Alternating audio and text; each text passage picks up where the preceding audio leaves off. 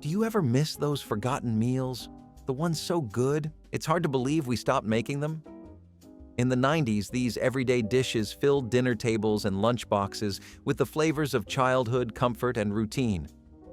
What if losing them meant leaving behind more than just food? Neck bones and rice was the kind of meal that took hours to make and only minutes to disappear. Pork neck bones, tough and sinewy at first, were slow cooked until the meat fell off the bone, swimming in a broth that was deep, smoky, and spiced just right. That broth soaked right into the rice, making every bite rich and sticky with flavor. This was not a dish you rushed. You had to babysit the pot, stir it, taste it, let it tell you when it was ready. But once it was, it fed a whole family and then some. It was the kind of meal that made kids run in from outside when they smelled it through the screen door. Today, though, neck bones are harder to find and even harder to sell. People want quick meals, boneless cuts, and instant flavor. But back in the day, the bones held the taste. They were the secret ingredient. And speaking of flavor that was once treasured but now too often tossed aside, the next dish brought both nutrition and nostalgia to the plate. Resourcefulness has always been a defining trait of home cooking, and few dishes exemplify that better than Bologna cups. A simple yet inventive creation, this dish transformed a humble slice of Bologna into an edible vessel filled with mashed potatoes, eggs, or even creamed vegetables. What started as a budget-friendly meal quickly became a quirky favorite in American kitchens during the 1970s. Bologna had long been a staple of frugal cooking, especially in post-war America when processed meats were widely available and inexpensive. By the time the 70s rolled around, Bologna wasn't just for sandwiches anymore. It was being fried, stuffed, and repurposed in ways that made it feel like something more than just a lunchbox filler. Fried Bologna was already a Southern tradition, but shaping it into crispy golden cups took it to another level, offering both texture and versatility. Some variations used scrambled eggs for a breakfast twist, while others turned them into bite-sized appetizers, topped with cheese or a dollop of mustard. Modern adaptations have seen Bologna cups reimagined with gourmet fillings, but their original charm remains. Proof that sometimes the best ideas come from making the most of what's already in the fridge. Roast chicken with stuffing and green beans is a meal that evokes family gatherings, holidays, and a sense of home. This classic dinner has long been a centerpiece of American dining, combining practicality with elegance. Roasting chicken is one of the oldest cooking methods, but by the 20th century, it became a weekly tradition for many households. Chickens were relatively inexpensive, easy to prepare, and, if seasoned and roasted just right, deliciously satisfying. The key to a perfect roast chicken lies in the balance: crispy golden skin on the outside and juicy, flavorful meat inside. Stuffing or dressing, depending on your regional preference, traces back to ancient Rome. By the time it reached American kitchens, cooks used bread cubes, herbs, and sometimes vegetables to create the savory, aromatic side we know today. While traditionally cooked inside the bird, many began baking it separately for a crispier texture, what some might call progress. Green beans complete this trio, often sautéed with garlic, almonds, or a touch of bacon.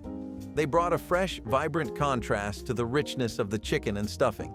If you roast a chicken and make stuffing, you're not just making dinner, you're making memories. And for anyone who's ever had the leftovers, the memories taste just as good the next day. There is nothing tidy about a sloppy Joe, and that is the whole point. These school cafeteria icons had one mission: to hit like a flavor bomb and leave a trail behind. Tangy ground beef cooked with tomato paste, onions, and whatever seasoning the lunch lady felt like using that day. Scooped in a steaming pile onto soft hamburger buns that were usually a little too small. You would take one bite, and the filling would slide out the other side like it was trying to escape. Your hands? Covered. Your tray? A disaster. Your smile? Huge. They were sweet, salty, savory, and just chaotic enough to make lunch feel like a party. Even the name sounded like something you should not be allowed to say in class. Sloppy Joes were not reserved for fancy moments. They were served with plastic forks and half a chocolate milk carton. but they became legendary. Maybe it was because they tasted like comfort food mixed with rebellion. Or maybe it was just the fact that no one ever got through one without needing extra napkins. Either way, it earned its place in the Sandwich Hall of Fame. But what if I told you there was a sandwich out there that combined egg, gravy, and a hamburger bun, and somehow made it work? Sawdust dumpling stew did not have real sawdust, but you might have thought it did. It started with stale bread, so dry it crumbled like wood, and was shredded into dust, soaked in water, and mashed into a heavy paste. That paste got pinched into lumps, dropped into a weak broth made from bones or salted water, and boiled until swollen. The dumplings held their shape, barely. They were gray, dense, and heavy as stones. But they gave the illusion of a full pot. A single onion or garlic clove made it sing. Some added a splash of vinegar, others a pat of lard. But the dumplings were the point. They made you chew, they made you full, and they reminded you that bread, even at the end of its life, still had one more job to do. It was not elegant, but it was enough. And in kitchens where the wind blew through the cracks in the wall, that mattered more than taste. Black-eyed pea fritters, also known as Hoppin' John patties, took a New Year's Day tradition and gave it a whole new texture. Hoppin' John was the classic soul food dish. Black-eyed peas, rice, and a little bit of pork cooked up for luck, prosperity, and a full belly. But not everyone wanted the spoon and bowl version. Some families took the leftovers, mashed them up, added flour and seasoning, and fried them into crispy patties. Golden on the outside, tender on the inside, and full of smoky, earthy flavor. They were easy to make, easy to eat, and could feed a crowd without costing much of anything. You would see them served with greens, cornbread, or just by themselves as a snack. And just like the traditional Hoppin' John, these fritters were a symbol of making do, of looking forward, and of not letting anything go to waste. These days, most folks do not even make the original dish, let alone the fried remix. But if you ever had one of these crisped-up patties with a dash of hot sauce, you knew luck was already on your side. And speaking of snacks with history, the next dish was salty, tender, and scooped straight from a roadside stand, if you were lucky enough to catch it while it was hot. Tea sandwiches may bring to mind elegant afternoon gatherings, but by the 1970s, they had taken on a new life in American home kitchens. One of the more distinctive versions to emerge was cream cheese and olive sandwiches, a simple yet bold combination of tangy green olives and rich cream cheese, often served on white or rye bread. The origins of cream cheese as a sandwich spread date back to the early 20th century, when it was marketed as a versatile alternative to butter. By the mid-century, it had become a favorite filling for dainty, bite-sized sandwiches served at ladies' luncheons and cocktail parties. Adding olives, a staple in pantry-friendly, no-cook appetizers, gave the spread a salty, briny contrast that made it stand out among more traditional options. Culturally, this sandwich reflected a time when finger foods were all the rage. Hostesses needed easy, make-ahead dishes that looked refined but required minimal effort. Some variations mixed in chopped nuts for extra texture, while others spread the mixture on crackers instead of bread. Today, versions of this sandwich still appear at retro-themed gatherings, though modern adaptations often swap green olives for kalamata or sun-dried tomatoes for a more Mediterranean twist. Turkey and gravy, traditionally a centerpiece of Thanksgiving but often enjoyed beyond the holiday season, holds a special place in American culinary history. Its pairing with mashed turnips, though less common today, harkens back to a time when root vegetables were staples in kitchens for their affordability and long storage life. Turkey has been an American icon since colonial days. Benjamin Franklin famously praised the bird, calling it a much more respectable bird than the bald eagle. While roasting turkey might be associated with grand feasts, smaller versions, like turkey breasts, frequently appeared on mid-century dinner tables, making the meal more practical for everyday cooking. The star of the plate, next to the turkey, is the gravy. Made from the drippings left in the pan, it's rich, savory, and ties everything together. A good gravy, as some would say, can salvage even a dry turkey. Often overshadowed by mashed potatoes, turnips were a go-to side dish in earlier generations.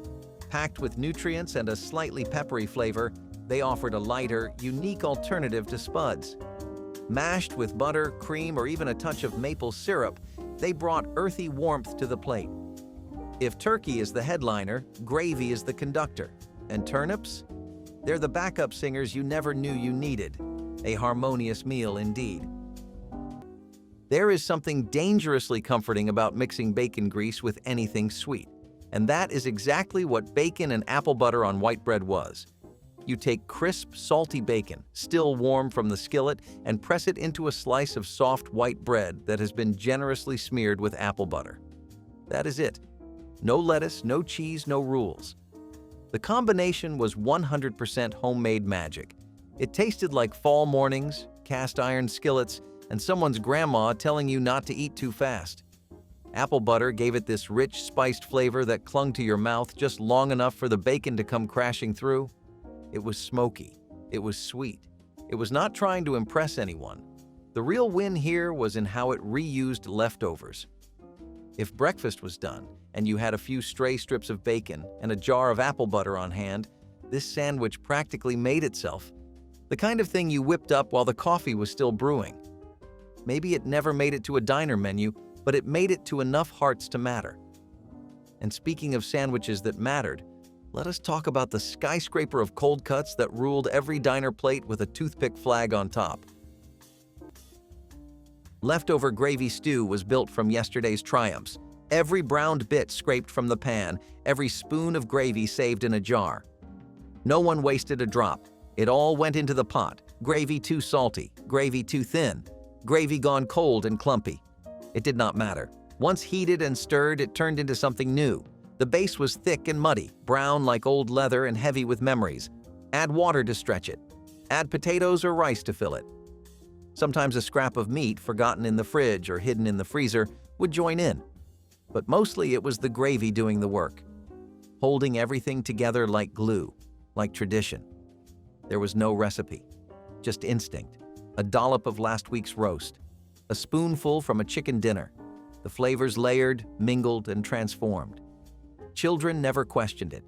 They just knew it was warm and rich and familiar. Leftover gravy stew was not elegant, but it was honest. It told the truth about how people survived, by saving, scraping, and stirring their way to another meal. Sorghum syrup on biscuits was Southern breakfast at its finest. Before maple syrup became the standard, sorghum reigned supreme. It came in dark, thick ribbons, richer than molasses but smoother and slightly less bitter. Just a spoonful could transform a dry biscuit into something decadent. Sorghum was made by crushing the stalks of the sorghum plant and boiling the juice down into a syrup. This took time, patience, and a good bit of muscle, but the result was worth every drop of sweat. It was also local. Families made their own or bought it fresh from the mill. You did not just pour sorghum, you drizzled it, slow and steady, over a buttered biscuit while the steam still rose off the bread. It was thick enough to cling to every crumb and sweet enough to stand on its own. Sorghum was more than a topping. It was a tradition, one that's nearly disappeared with the rise of shelf-friendly syrups and changing tastes. But back then, it was a staple, a comfort, a little bit of old Southern soul in every bite. And if sorghum was the morning's golden crown, the next dish was its sticky, sturdy counterpart. Perfect for days when sugar was scarce, but you still needed a treat. Few ingredients have been as beloved in American kitchens as peanut butter. By the 1970s, it was a household staple, appearing in everything from sandwiches to desserts. But one of the most overlooked creations of the time was peanut butter bread. A no-yeast, one-bowl quick bread that delivered all the nutty richness of peanut butter in a dense, satisfying loaf.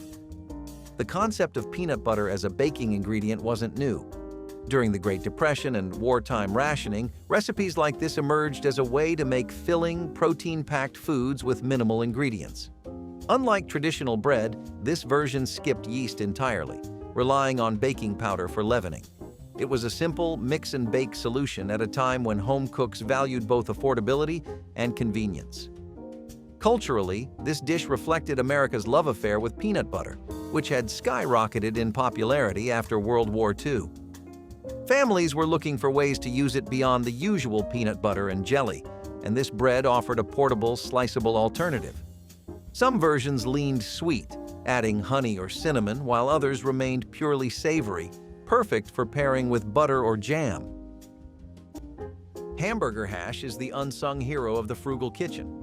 Born out of necessity and ingenuity, this dish has been rescuing leftovers and stretching budgets for decades. The concept is simple: ground beef, diced potatoes, and onions cooked together in a skillet. But its simplicity is exactly what makes it timeless. The origins of hash can be traced to the 17th century, when the term came from the French word hacher, meaning to chop. In America, it evolved into a practical way to repurpose leftover meats. By the 20th century, hamburger hash became a staple in many households, particularly during tough economic times, when every ingredient had to count. Potatoes were the perfect partner, cheap, filling, and versatile. Onions, meanwhile, brought a touch of sweetness to balance the savory beef. Some cooks added a sprinkle of paprika or a dash of Worcestershire sauce for an extra punch of flavor. While it may not have the glamour of a Sunday roast, hamburger hash had one major advantage. It came together fast, a blessing on busy weeknights. Hamburger hash proves that even leftovers can shine, especially if you fry them just right. It's a humble dish with a big heart, reminding us that great meals don't need complicated recipes. Now, Bologna is not what you would call glamorous, but in the 1970s, someone took that humble meat and turned it into a straight-up miracle. Enter the Bologna pizza sandwich. This was not a joke, it was genius. You start with a soft hamburger bun, maybe left over from the weekend cookout. On the bottom half, you lay down a slice of Bologna, and if you are doing it right, you give it a quick sizzle in a frying pan so the edges curl up like a little meatball. Then you spoon on tomato sauce, canned, homemade, whatever you have, and top it with shredded mozzarella. After that, into the broiler it goes. What comes out is pure nostalgia with melted cheese dripping down the sides and the edges of the Bologna just crispy enough to give it bite. It smelled like school lunch and after-school cartoons. This was a sandwich that did not care what anyone thought. It was pizza-inspired, budget-friendly, and full of attitude. A little greasy? Sure. A little weird? Absolutely. But no one ever forgot their first one. But if Bologna in a broiler felt like a stretch, get ready for the canned spread that showed up in lunchboxes, picnic baskets, and every pantry with a shelf of shame, and somehow stayed beloved. Buttermilk pie with a cornmeal crust was the kind of dessert that came out when nothing else could. It was old-school Southern baking, tangy, creamy filling, with just enough sweetness to make you close your eyes and sigh. The crust? Not your usual pastry. It was made with cornmeal, giving it a subtle grit and earthiness that balanced the smooth custard perfectly. You made it with staples: eggs, sugar, buttermilk, a little lemon zest if you had it. This pie did not need frills. It was the flavor of home, passed down from handwritten cards and well-worn memories. It was quiet but unforgettable. It was the pie version of Sunday morning, familiar, quiet, and full of love. You did not need frosting or chocolate drizzles, just a slice, maybe chilled, maybe warm, always made from memory. This pie rarely made it past Grandma's generation. The recipe cards faded, the tradition slipped away. Now it is hard to find a bakery that even knows what it is, let alone serves it. But every so often, someone opens a dusty old cookbook, bakes this pie, and is instantly taken back to a kitchen that smelled like heaven. That is the power of buttermilk and memory. But back in the day, this was the pie that showed up when family gathered, when you wanted to bring something special, but did not have much to work with. It was sweet, smart, and steeped in tradition. And if that pie was the sweet way to end a meal, the next dish was a savory budget miracle that smelled like Sunday dinner, but cost about half as much. By the 1970s, meatloaf had already cemented its place as a weeknight staple in American households. But as the decade embraced tropical influences in cooking, a new variation emerged: Hawaiian meatloaf. blending the hearty comfort of ground beef with the sweetness of crushed pineapple and a tangy glaze. The idea of pairing pineapple with savory dishes wasn't new. Hawaiian-inspired recipes had surged in popularity during the mid-20th century, largely due to the post-war fascination with Polynesian cuisine. The rise of tiki culture, fueled by themed restaurants and island-inspired cocktails, led home cooks to experiment with sweet and savory flavor combinations. Adding pineapple to meatloaf wasn't just about taste, it was about bringing a bit of exotic flair to the dinner table. Canned pineapple was an affordable, shelf-stable ingredient that could transform an everyday meal into something unexpected. Some recipes leaned into the sweetness, while others balanced it with soy sauce or Worcestershire to add depth. Today, Hawaiian meatloaf has found new life with modern adaptations, often swapping breadcrumbs for panko or using leaner meats like turkey. Few meals capture the essence of Southern cooking like fried chicken with cornbread and collard greens. Each component has a rich history that has shaped American culinary traditions, and together they create a trifecta of flavor, texture, and nostalgia. Fried chicken, with its golden, crispy crust and tender interior, dates back centuries. European immigrants brought the concept of frying poultry, but it was African-American cooks in the South who perfected the technique, seasoning the chicken and frying it in cast-iron skillets. By the mid-20th century, it was a Sunday staple, served to mark special occasions or simply as a reward for the week's hard work. Cornbread, meanwhile, is a true American original, rooted in Native American cooking. Made with cornmeal, it became a Southern classic for its simplicity and versatility. Whether sweetened with a touch of honey or served savory, it's the ideal partner for soaking up juices from the chicken or a splash of hot sauce. And then there are the collard greens, slow-cooked with a bit of pork or bacon fat for a smoky, hearty flavor. Rich in vitamins, they're proof that comfort food can also be nutritious. Ham salad was the sandwich that crept into your life without warning and just stayed. It was never flashy, never demanding, but it had a way of showing up when you needed it most. Diced ham, usually the leftovers from Sunday dinner, got chopped fine and tossed with mayonnaise, sweet pickle relish, and maybe a squirt of yellow mustard or a spoonful of Miracle Whip if you were feeling wild. It was smooth, creamy, with just enough tang to make you wonder why you did not eat it more often. Spread it thick on soft white bread, throw on a lettuce leaf if you're trying to be classy, and you had a sandwich that felt like summer picnics and small-town potlucks. It tasted like home. Like old Tupperware containers pulled from the fridge and packed into a picnic basket with a bag of chips and a slice of pie wrapped in foil. No one ever called it their favorite, but no one turned it down either. That is the magic of ham salad. It stayed in the background, steady and familiar. But not every sandwich played it safe. Some brought the heat, and maybe a little spice from south of the border. Bacon rind stew was the art of borrowing flavor without spending meat. When the bacon was gone, the rinds, the tough, fatty edges, were what remained. Saved in coffee tins or wrapped in wax paper, they waited until the next stew. Dropped into water, they softened slowly, releasing salt, smoke, and the ghost of pork. Onions came next, maybe beans, maybe potatoes if the root cellar had not gone bare. The rind never disappeared completely.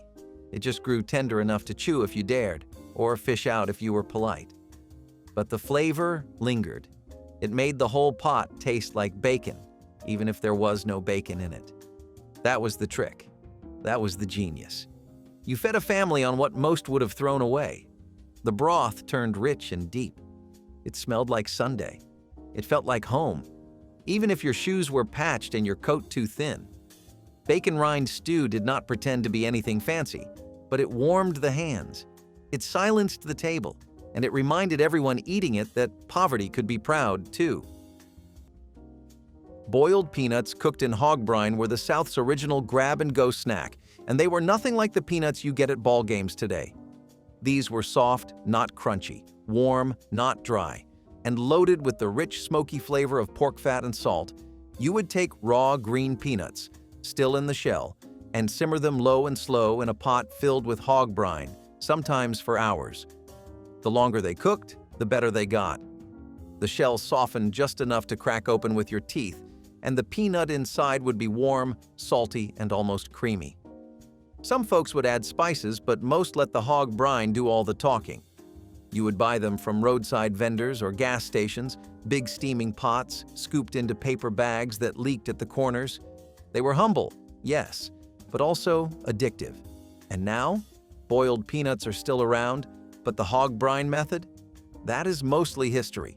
Most commercial versions skip the pork altogether. But if you ever tasted the real deal, you know the flavor still lingers in memory. And if that did not make you nostalgic for the days of simpler meals, wait until we talk about a meat that once came straight from the backyard. Fur, feet, and all.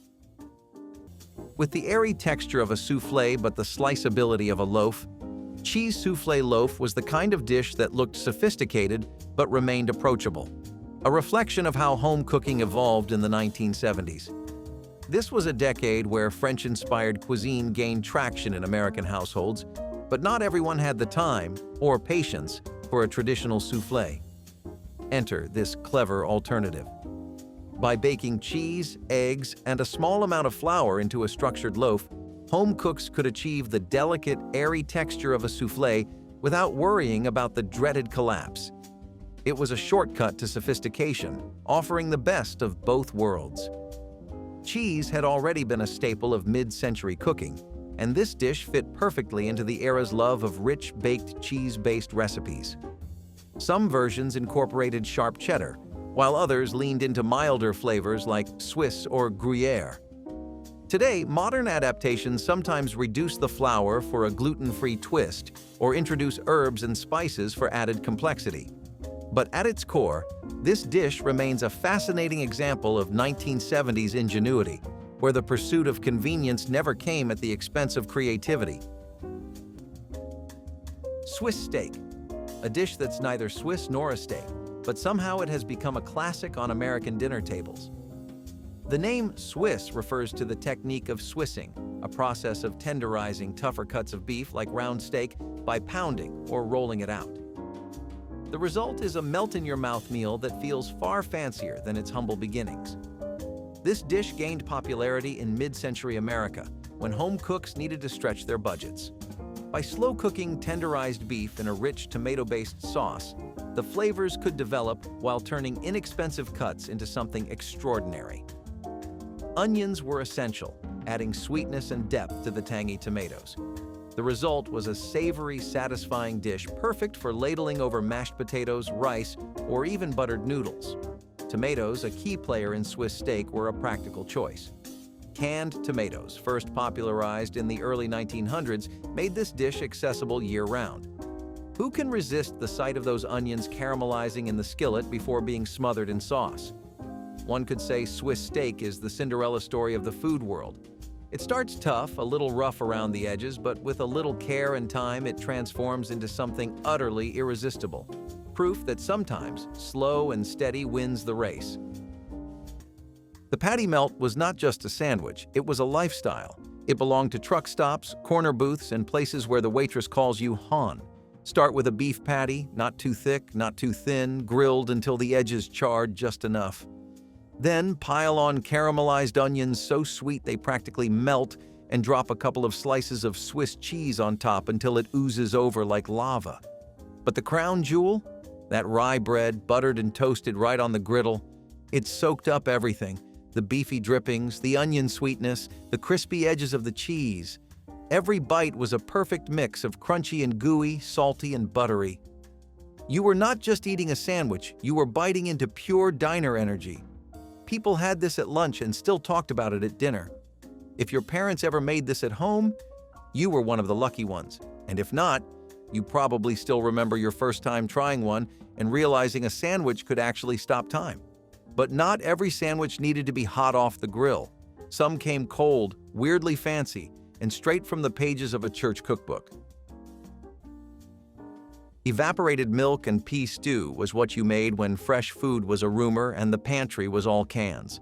A tin of evaporated milk, thick, sticky, and faintly sweet, poured into a pot of boiling water with a drained can of peas. That was it. Maybe a spoon of lard, maybe a pinch of salt. The peas floated like green eyes in a pale, milky broth. It looked strange. It tasted stranger. But it was warm, and it filled you. That creamy texture fooled your stomach into thinking it had eaten more. The peas, soft and briny, reminded you that vegetables once grew in the ground. Your grandfather probably ate this during the war, your grandmother during the ration years. It was survival sealed in tin and disguised as comfort. Evaporated milk and pea stew did not taste like hope, but it tasted like trying. And in times like those, trying was the greatest gift anyone could offer. Buttered rutabagas were one of those root vegetables that sat quietly in the background, never asking for the spotlight. But when they were on the plate, they always delivered. Rutabagas are a cross between cabbage and turnips, earthy, slightly sweet, and heavy with old-fashioned comfort. You peeled them, cubed them, boiled them until soft, and then drowned them in butter. Sometimes there was salt pork, sometimes a little sugar or black pepper. They were hearty, golden, and perfect for soaking up sauce or gravy. Rutabagas were often used to stretch meals, filling the gaps when meat was scarce or when you needed a second or third, helping to satisfy growing kids. They were a Depression-era hero, a wartime staple, and a Southern side dish that knew its place. Today, though, rutabagas have been edged out by kale, sweet potatoes, and whatever the newest superfood of the week is. But ask anyone who grew up with them, rutabagas had soul. And speaking of soul, the next dish was wild in every sense of the word. An old stew that brought together whatever you had, even if it had fur. Presentation mattered in 1970s dining, and few dishes made a bolder visual statement than salmon mousse mold. A blend of canned salmon, cream cheese, and gelatin, this pastel-hued creation was shaped in decorative molds, often fish-shaped for maximum effect. What might seem like an eccentric relic today was once a centerpiece at cocktail parties and elegant luncheons. The origins of molded fish dishes date back centuries, but by the mid-20th century, gelatin-based foods had become a symbol of sophistication. This dish was a product of two prevailing trends: the love for molded foods and the growing popularity of convenience ingredients.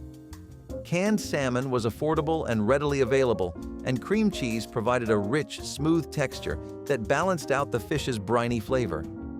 The post-war boom had ushered in an era of aspirational cooking, where the goal was to serve something that looked as impressive as it tasted.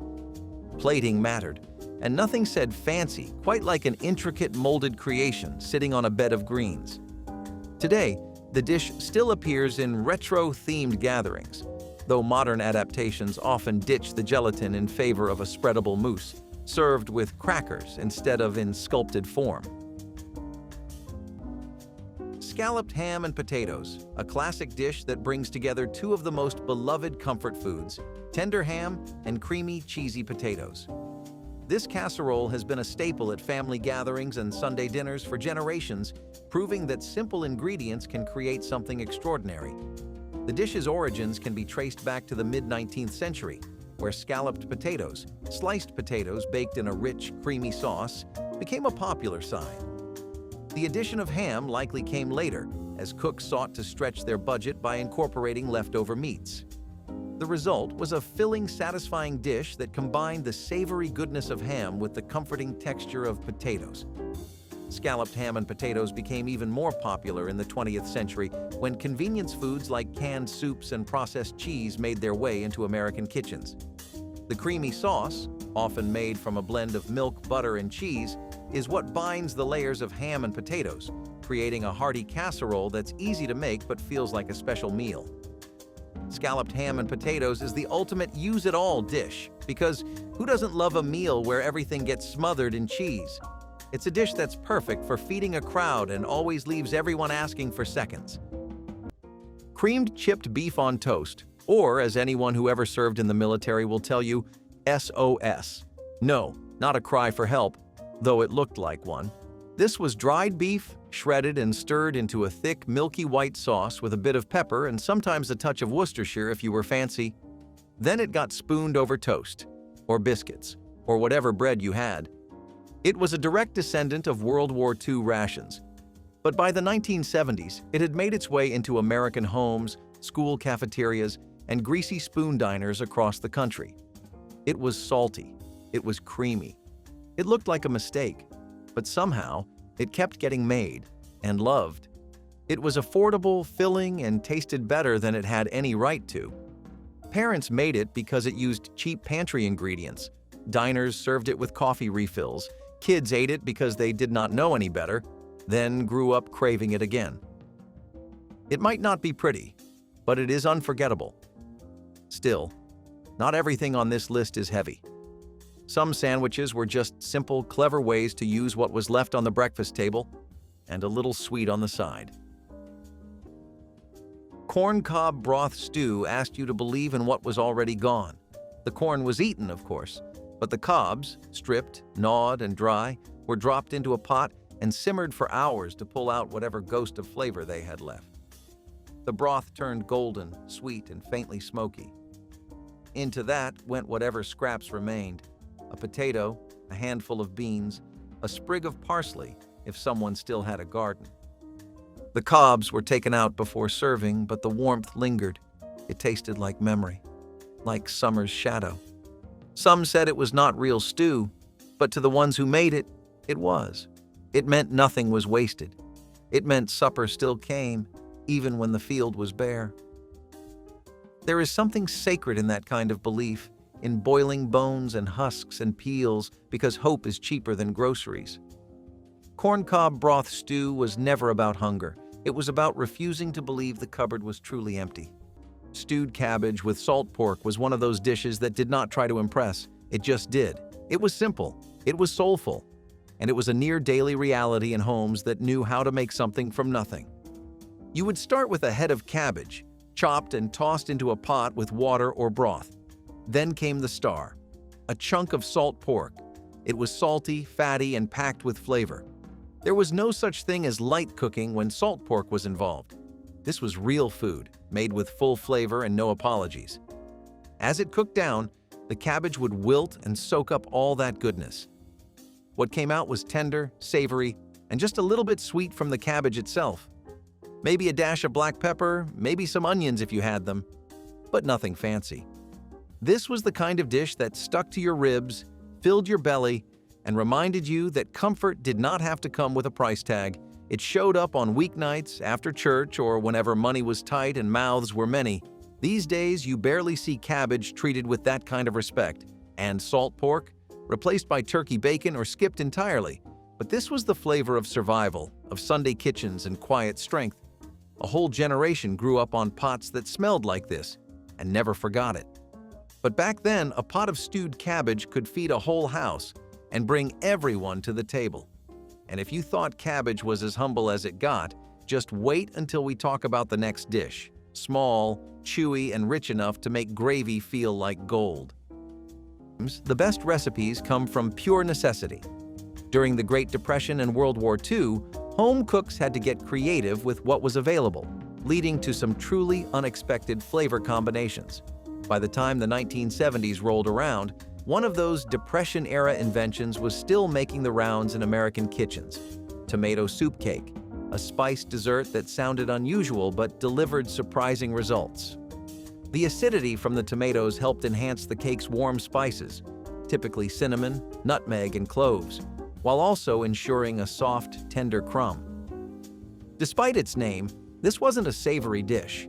The soup acted as a background player, subtly enriching the flavors rather than making it taste like a bowl of marinara.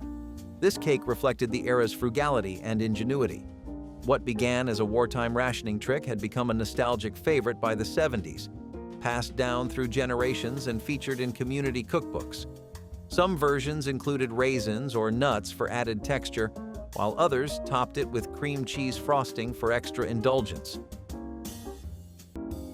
A true testament to how simple ingredients can create something extraordinary, corn pudding casserole with a sweet custard base is a comforting classic.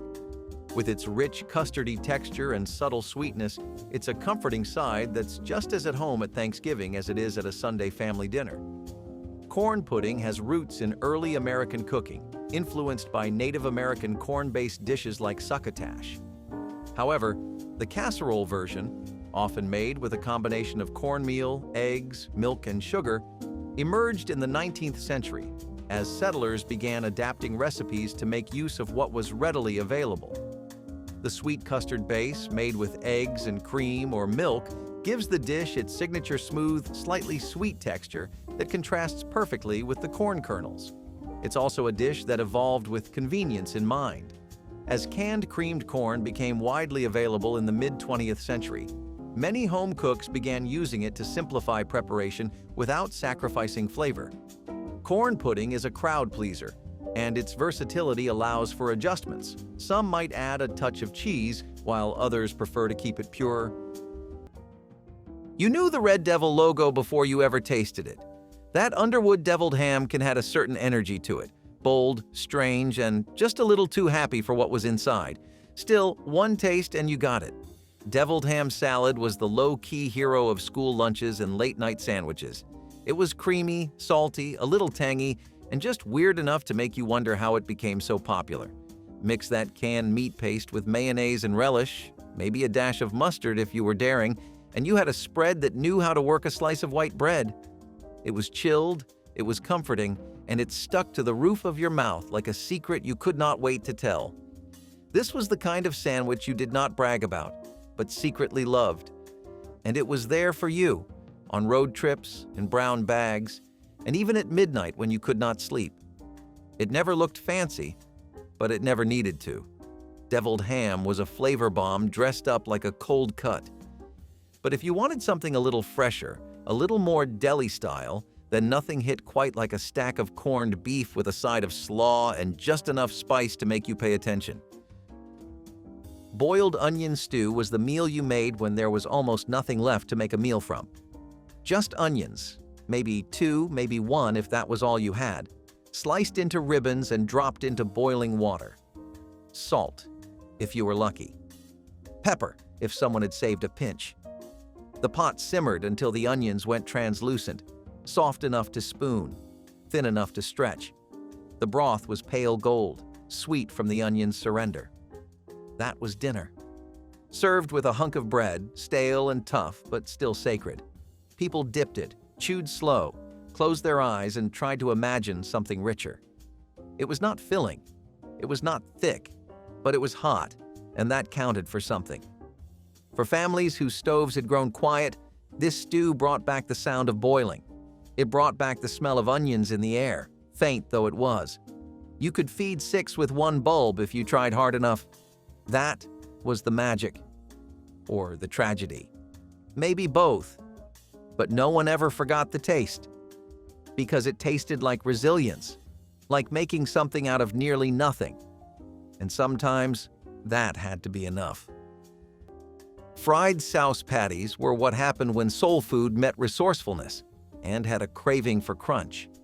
You started with souse, also known as hoghead cheese, a cold, gelatinous loaf made from boiled-down pig parts. Now, that might not sound like something you would want to fry, but for folks who knew their way around a skillet, it was a game changer. You sliced the souse thick, dredged it in flour or cornmeal, and pan-fried it until the outside crisped up and the inside warmed into a savory, tender bite. It was often served for breakfast, right next to grits and eggs, with maybe a splash of hot sauce on top. Some would eat it cold, but frying brought out a whole new personality. It took something humble, leftovers really, and turned it into something golden, bold, and packed with flavor. It was the kind of thing you made when times were lean, but you still wanted something that felt indulgent. These days, it is hard to find anyone making it, let alone frying it. But if you ever smelled that sizzle first thing in the morning, you never forgot it.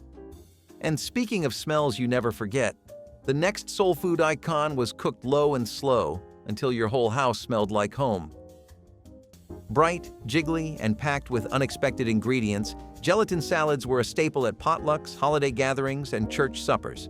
Few embodied the era's love for playful food quite like 7-Up salad, a sweet and citrusy concoction that combined lime jello, crushed pineapple, mini marshmallows, and of course, 7-Up for an extra fizzy lift. The fascination with gelatin-based dishes stretched back decades, but by the mid-20th century, food manufacturers were marketing them as versatile, family-friendly options. Jell-O was no longer just a simple dessert. It was the foundation for countless salads that often blurred the line between side dish and dessert. Adding soda to the mix wasn't just about flavor, it introduced aeration, making the texture lighter and giving it a slightly effervescent quality. It required no baking, minimal prep, and could be made in advance, perfect for busy households. Some versions even folded in cream cheese or whipped topping for a creamier finish. Today, gelatin salads have become more of a nostalgic novelty than an everyday dish, but 7-Up salad remains a quirky reminder of a time when food was just as much about fun as it was about flavor. Sometimes, a dish that combines the simplicity of ground beef and rice with the vibrant crunch of bell peppers. Stuffed bell peppers have been a staple in American kitchens for decades. This hearty meal has roots in both European and Mediterranean cuisines, where stuffed vegetables have been enjoyed for centuries. In the US, it became a popular choice for families during the 1950s, with ground beef as the primary filling. The dish is incredibly versatile. Ground beef is often seasoned with onions, garlic, and spices, then mixed with rice to create a filling that's packed into hollowed-out bell peppers. The peppers, typically red, green, or yellow, hold the filling and become tender when baked, infusing the entire dish with a sweet, smoky flavor. While some recipes call for tomato sauce or cheese to top the peppers, others leave them as is, letting the natural flavors shine through. This dish is perfect for using up leftovers or for a simple, budget-friendly dinner. Stuffed bell peppers are like a dinner with everything in one package, just like a meal wrapped up with a bow. The cheese dream was the grilled cheese's show-off cousin, open-faced, broiled, and served hot enough to burn the roof of your mouth if you were not careful. It started with a single slice of white bread, toasted just enough to hold its own. On top went a generous pile of shredded cheese. Cheddar was the go-to, but sometimes you got American or a mystery blend from a bag. Then came the real twist. A tomato slice right on top, dusted with paprika for color and just a little kick. Under the broiler it went, bubbling and browning until it looked like something straight off the back of a recipe card. It was humble, sure, but it had flair. You would see these at lunch counters, Sunday night dinners, and school lunch trays where the budget was tight but the flavor still mattered. The tomato added a bit of freshness. The paprika made it feel just fancy enough. And the cheese? Well, that was always the star. It was a small thing, but it delivered big. The cheese dream was a one-slice wonder, a reminder that sometimes the best sandwiches don't even have a top. But if you wanted something a little more refined, a little cooler, and straight from the country club, the next sandwich knew exactly how to dress for the occasion. Dandelion leaf stew was a springtime ritual born from empty shelves and overgrown yards. When money was tight and gardens hadn't yet bloomed, people turned to the weeds. Dandelion leaves, foraged from roadside and yard, were bitter, angry almost, but full of vitamins and bite. They were washed in cold water, boiled down twice to tame their fire, then dropped into a pot of beans or potatoes. A bit of pork fat if there was any, maybe onion. The result was green and earthy, like drinking the backyard. Children turned up their noses. Adults didn't blame them. But they ate it anyway. Because it was free. Because it was food. Because it meant survival. The bitterness became part of the experience, not something to fix. Dandelion leaf stew didn't pretend to be anything but what it was. But that honesty mattered. In lean times, it reminded families they could still provide, still forage, still make do. And sometimes, that was all anyone needed to keep going. Cornbread stuffed with cracklins was the kind of dish that gave you something to look forward to with every bite. This was not your average fluffy cornbread. No, this was crumbly, savory, and had crispy bits of fried pork skin hiding inside like buried treasure.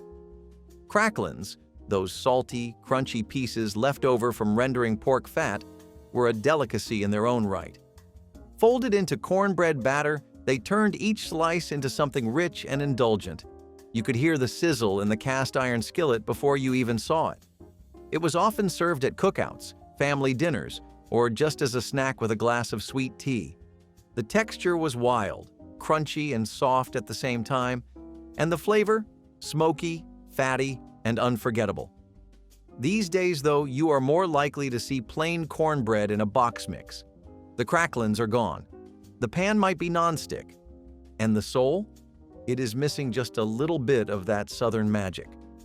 But if we are going to talk about soul foods with heart and heritage, the next dish might just be the most comforting sauce you never knew you needed. Few desserts from the 1970s could match the sheer visual spectacle of crown jewel dessert.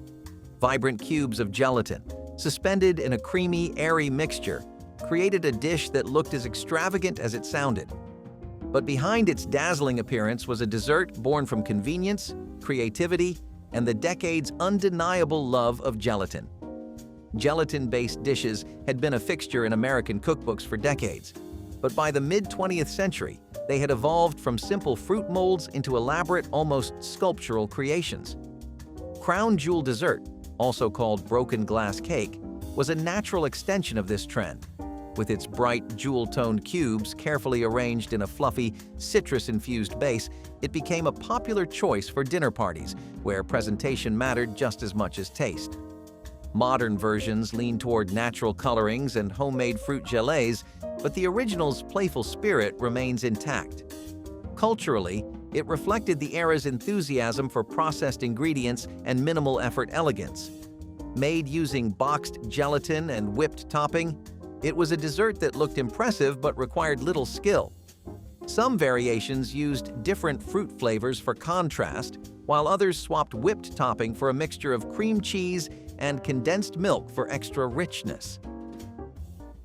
Salmon patties, a classic dish found in many American homes, offer a tasty and affordable way to enjoy fish.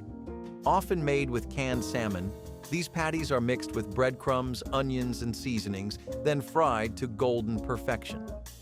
The dish has roots in the 1940s, when canned fish became a popular pantry staple due to its long shelf life and affordability during tough economic times. Despite being simple, salmon patties are packed with protein, omega-3 fatty acids, and heart-healthy nutrients, making them both a tasty and nutritious choice. The secret to a great salmon patty lies in its texture, crispy on the outside, yet tender and flaky on the inside. Often paired with a generous helping of creamed peas, this dish takes on a comforting, homey feel. Creamed peas are made by cooking fresh or frozen peas in a creamy sauce, sometimes enhanced with butter, milk, and a touch of seasoning. The creamy, mild flavor of the peas balances the richness of the salmon patties, creating a perfectly matched duo. Salmon patties with creamed peas are the kind of comfort food that makes you think, why did I ever stop eating this? It's an easy, satisfying meal that stood the test of time, offering comfort with every bite. Shrimp salad rolls were the fancy cousin who only showed up at baby showers and bridal brunches, but when they did, they made sure you noticed. These sandwiches were served cold, creamy, and full of old-school charm. Chopped shrimp got mixed with mayonnaise, a little diced celery for crunch, and maybe a squeeze of lemon juice if the recipe came from someone who read food magazines. The mix got spooned onto a buttered roll, soft, pillowy, and lightly toasted if you were lucky. It was rich but light, simple but elevated. You were not scarfing it down with fries and soda. No, this one came with iced tea in a glass and maybe a napkin folded just right. It was the kind of sandwich that made you sit a little straighter. Perfect for luncheons, community cookbooks, and any moment where finger foods and floral plates were involved. But here is the thing, it was good, really good. The shrimp brought just enough sweetness. The celery kept it from being too heavy, and the bread soaked it all in without falling apart. It was a sandwich that whispered luxury in a decade where not much else did. And if shrimp salad was for special occasions, the next sandwich took something sacred, Thanksgiving dinner, and made it work any day of the week. Pickle juice and potato stew was sharp, salty, and oddly refreshing, especially when nothing else was left in the pantry. When the pickles were gone, The jar of greenish brine stayed in the icebox like a dare. Eventually, someone took it. They poured it into a pot with water and potatoes, maybe a sliver of onion, and brought it to a boil. The result was something between soup and briny broth. Tangy, a little sour, but warm. The potatoes absorbed the pickle flavor, softening into something unexpected. It felt almost Eastern European, though no one called it that. They just called it, "What's for dinner?" If there was a hot dog end, it went in. If not, salt and vinegar did the job. Some added a splash of cream to mellow it. Others embraced the bite. It puckered your mouth. It warmed your chest. And it used every last drop from a jar most folks would have thrown away. Pickle juice and potato stew was a testament to the creativity of hunger and the strange comfort found in the sting of salt and sour. Okra and tomato stew was a dish that tasted like summer in the South. Fresh-picked okra, sliced into rounds, juicy, ripe tomatoes, chopped and tossed into a pot. You would add onions, garlic, and sometimes corn or bell peppers if they were in season. Then you let it all simmer together until it turned into something soft, rich, and just the right kind of tangy. The okra thickened the stew naturally with its signature texture, and the tomatoes brought a sweetness that balanced the whole thing out. You might eat it by itself with cornbread, or spoon it over rice or grits as a side. Sometimes it sat next to fried chicken. Sometimes it was the whole meal. It was cheap, it was filling, and it came from the backyard garden more often than not. Victory gardens, summer harvests, or a neighbor dropping off a paper bag full of vegetables. This dish was built from what was around. These days, okra gets a bad rap, and tomato stews have been replaced by canned versions that just do not hit the same. But for anyone who grew up with a bubbling pot of this on the stove, it was like a bowl of sunshine. And speaking of sunshine, there was another golden treat that came out of the cupboard and onto the table. Sticky, sweet, and poured with care. Few dishes capture the essence of 1970s home cooking quite like a hearty casserole. Built on layers of ground beef, sliced potatoes, and condensed soup, Hamburger potato bake was a staple in American households looking for a meal that was both economical and filling. Casseroles had already been a kitchen favorite for decades, but by the 70s their popularity soared thanks to the widespread availability of convenience foods. Canned soups, frozen vegetables, and pre-shredded cheese made it easier than ever to put together a meal without spending hours in the kitchen. Dishes like this weren't just about nourishment, they were about efficiency. This particular recipe found a home in rural communities and suburban neighborhoods alike, offering an easy way to stretch a pound of ground beef into a meal that could feed an entire family. Modern adaptations often swap canned soup for homemade sauces and experiment with different seasonings. But at its core, this dish remains unchanged. A testament to the time when dinner meant gathering around the table, sharing a meal that was made to last. Imagine being 8 years old and opening your lunchbox to find chopped olive and cream cheese on Pumpernnickel. Either your mom was ahead of her time, or she found an old cocktail recipe card and just went with it. This sandwich was salty, tangy, creamy, and somehow kind of grown up. You had green olives chopped so fine they could sneak into your taste buds before your brain caught on, mixed with cream cheese until it was a spread so thick it stuck to the knife like it had a mission. All of that smeared onto a slice of deep dark pumpernickel that practically demanded you respect it. It was not flashy, it was not sweet, and no kid was trading their cookie for it, but it had an edge, the kind of flavor that got better the more you chewed. Somewhere along the way, this party appetizer snuck into lunchboxes, Tupperware, and even a few kitchen counters at 2 in the morning. It was strange, but it made sense. The 70s were weird like that. Spreads were suddenly sandwiches and finger food was fair game. Of course, if you thought cold spreads were wild, wait until you see what happens when tuna salad goes face to face with a broiler. Ketchup soup stew started out as a joke, but not the funny kind. When the tomatoes were gone and the cans were too expensive, families reached for what little sweetness they had left. Packets, pumps, and sticky bottles of ketchup. 2 or 3 squirts, some boiling water, and a prayer. Add elbow noodles or rice if you had it. Maybe half an onion, chopped thin enough to melt. The ketchup colored the broth red, tricking the eye into believing it was tomato stew. It was not. But that was the trick. That was the magic. Your grandfather might have slurped it down and said, "Tastes just like Heinz."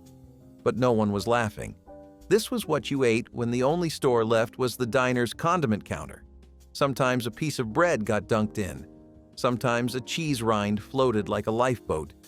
It was survival, disguised in red.